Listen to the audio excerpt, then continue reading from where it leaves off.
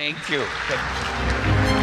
সংযুক্ত আরব আমিরাতের দুবাইয়ে ওয়ার্ল্ড গভর্নমেন্ট সামিটে অংশ নিয়েছেন অন্তর্বর্তী সরকারের প্রধান উপদেষ্টা ডক্টর মোহাম্মদ ইউনূস। সামিটে অংশ নিয়ে গোটা বিশ্বকে বাংলাদেশের পাশে দাঁড়ানোর জন্য ধন্যবাদ জানান তিনি। Completely collapsed. এ সময় এক প্যানেল আলোচনায় অংশ নিয়ে জাতীয় নির্বাচন নিয়ে কথা বলেন প্রধান উপদেষ্টা।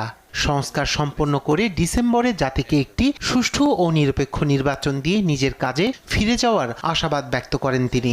So we have created 15 different reforms commission. নতুন বাংলাদেশ গঠনের লক্ষ্যে ইতিমধ্যে আমরা 15টি সংস্কার কমিশন করেছি। তারা তাদের দায়িত্ব পালন করছে। আমরা এখন রাজনৈতিক দলগুলোর সঙ্গে আলাপ করে শিগগিরই সংস্কার সম্পন্ন করে নির্বাচনের দিকে যাব। এটা ডিসেম্বরে হতে পারে।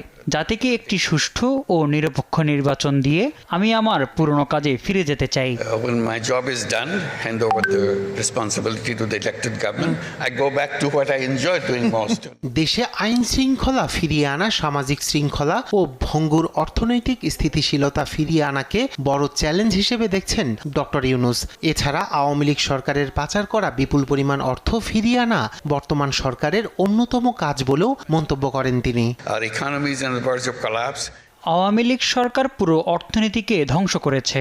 তারা বিভিন্ন দেশে বিপুল টাকা পাচার করেছে। এসব টাকা ফিরিয়ে আনা এই মুহূর্তে আমাদের অন্যতম কাজ। Economic side. And people have to continue with life so that they can survive. এদিকে সম্মেলনের ফাঁকে বৃহস্পতিবার সকালে সংযুক্ত আরব আমিরাতের স্বাস্থ্যমন্ত্রী আব্দুল রহমান বিন মোহাম্মদ আল ওয়াইসের সঙ্গে বৈঠক করেন ডক্টর ইউনূস। এ সময় বাংলাদেশের এই পরিস্থিতিতে দায়িত্ব নেওয়ায় ডক্টর মোহাম্মদ ইউনূসকে অভিনন্দন জানান আমিরাতের স্বাস্থ্যমন্ত্রী। বর্তমান সরকারের সময় বাংলাদেশ আমিরাতের বাণিজ্যিক সম্পর্ক আরও বাড়বে বলেও আশ্বস্ত করেন তিনি। এর আগে বুধবার রাত 11টায় দুবাই আন্তর্জাতিক বিমানবন্দরে অবতরণ করেন ডক্টর মোহাম্মদ ইউনূস।